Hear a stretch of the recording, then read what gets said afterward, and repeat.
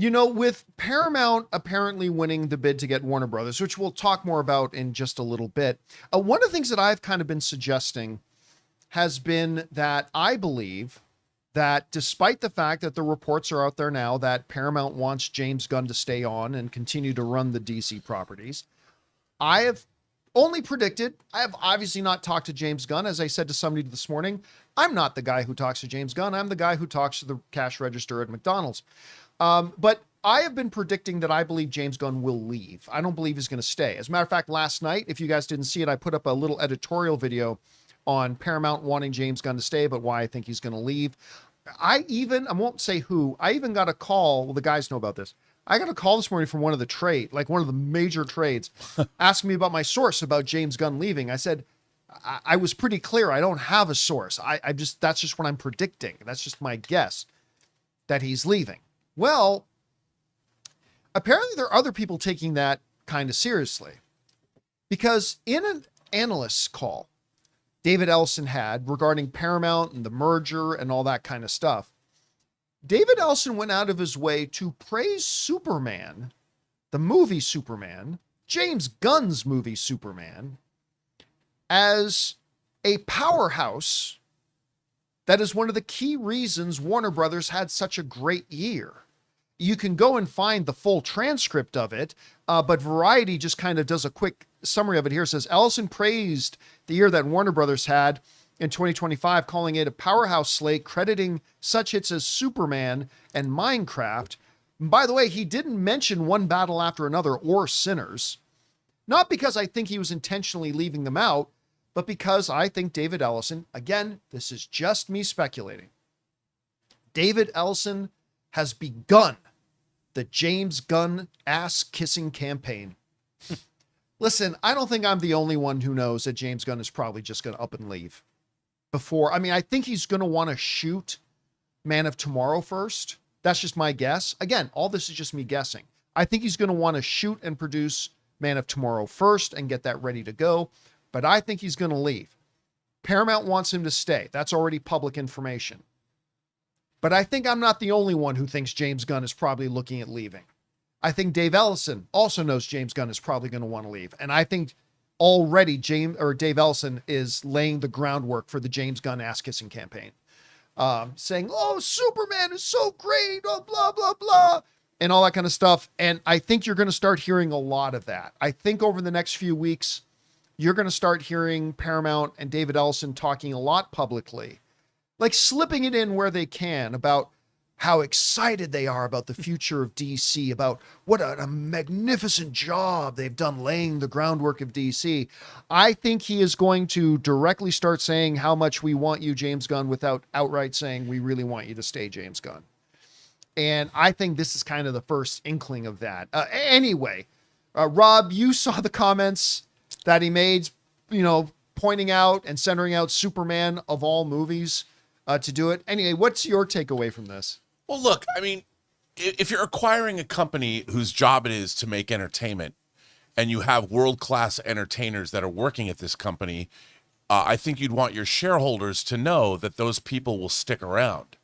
So the value of all this money that we're paying, we're not going to undercut the value of the very thing that we're acquiring. So I think that is what he's trying to do, which makes sense considering they have multiple projects in the middle of production at this point. And so, including James Gunn's Man of Tomorrow. So why not curry favor with him? I think that was a smart move, but I also think that should have been done before they made their bid. Like, I would have thought that you would have gone and talked to all these people and said, because look, if you acquire a studio that's currently cooking with gas, which they are, The Bride is yet another example, and that's opening this weekend. This week, yeah. And they just had tickets for Thursday. And they just had, because I believe The Bride's Warner Brothers, isn't it? I can't remember. It might not. Maybe it's not. But Wuthering Heights certainly was. Yeah. Yes. And I think that, again, I want to hear more from... Yeah, Warner. Yeah, it's Warner. So you've got Wuthering Heights, that was a #1 movie. The Bride's going to be a #1 movie. Warner Brothers just keeps knocking out talent-driven, auteur-driven films that are opening at #1. They are doing great stuff. And I would think that Paramount isn't doing that. And, James Gunn has a plan. Whether you believe in it or not, he's got a plan that he's mapped out. They've got Lanterns coming, Clayface coming, Supergirl is coming, Man of Tomorrow. Man of Tomorrow's coming, and whatever else they're going to develop. So there's a lot going on here. So it makes sense that David Ellison is making the smart move and saying, yeah, we want to keep these guys. We want to keep, unless they want to just break up Warner Brothers, which would be pretty ridiculous. But looking at what Ryan Coogler did, let's talk about what Zach Kreger did with Weapons on a $38 million spend, making $250 million, and Amy Madigan wins yet another award. I mean, it's like you are moving into a place that is above your pay grade. So you better start currying favor with your creatives. Otherwise, you're not going to have a company that what is your company going to do? Yeah, I remember it was just like a week and a half ago or so.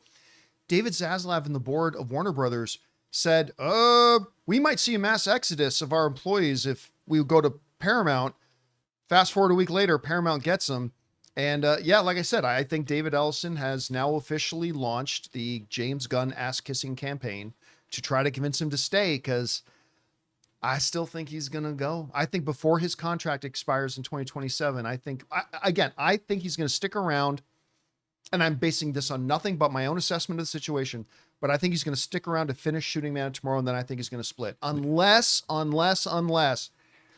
the Ellisons really laid on thick and like guarantee him complete creative autonomy and guarantee him, which he already has, which he has now with Warner Brothers. So it's like, yeah. So if they do, fine. But I mean, he's clearly like, just look at the comments that James Gunn made about his excitement for Warner Brothers to get acquired by Netflix and not so much by Paramount. And anyway, we'll see where it goes. Guys, we want to take a second to thank a sponsor of this video, Harry's. Listen, guys, you know that I'm a tech geek. We live in an age where your phone is basically a handheld supercomputer and your car can now literally park itself. So why are so many of us still using razors that feel flimsy, overpriced, and honestly stuck in 2008? That's exactly why I've leveled up to the new Harry's Plus. When I first picked this thing up, the first thing that I noticed was the weight. It's solid metal, no cheap plastic here. If you want to check it out right now, head over to harrys.com/Campea. Now, what makes the Plus different is the advanced pivoting system that actually reaches every corner of your face. You're getting 3 different blade angles for a clean cut at the root, plus a lubricating strip with aloe and vitamin E to keep your skin calm while you work. No clogging, no middleman, just a great shave. Right now, you can get the Harry's Plus trial set for only $10 at harrys.com/Campea. You're getting the new Plus razor, a 5-blade cartridge, their foam shave gel, and a travel cover. It's a risk-free trial, so if you don't love it, they'll make it right. Go to harrys.com/Campea, and when they ask where you heard about them, please tell them we sent you. It really helps support the show. Guys, the question is for you. The Kiss James Gunn's ass campaign by the Ellisons has now begun. Do you think it will be effective? Do you think they're going to be able to sweet talk their way into getting James Gunn to stay? Whatever you guys think, jump down into the comment section below and let us know your thoughts. Hey guys, thanks so much for watching this video. Make sure you like the video, leave a comment, and subscribe to our channel. And don't forget, we have a daily podcast called the John Campea Show Podcast, available on Apple Podcasts, Spotify, or your favorite podcasting app of choice. Go and subscribe to it today so it'll be there when you need it.